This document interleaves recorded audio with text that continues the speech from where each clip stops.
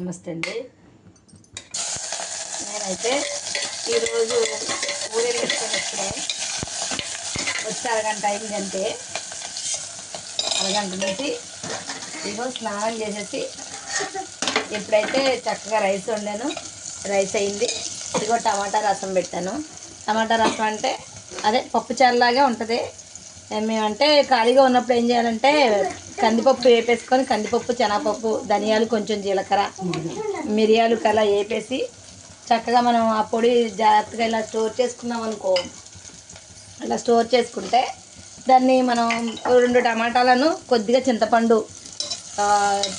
చక్కగా మిక్సీ పట్టేసుకొని ఇలా నీళ్ళు పోసేసి ఉప్పు, చిటికెడు పంచదార, ఉప్పు, పసుపు, కారం వేసేసి మరగబెట్టేసుకొని తాలింపు పెట్టేసుకోవడం. ఇలా పప్పుచారు అయిపోద్ది.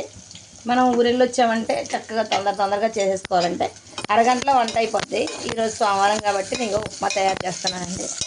ఉప్మా కూడా ఇక జవరం ఉప్మా అనమాట. జవరం ఉప్మా తయారు చేస్తాను.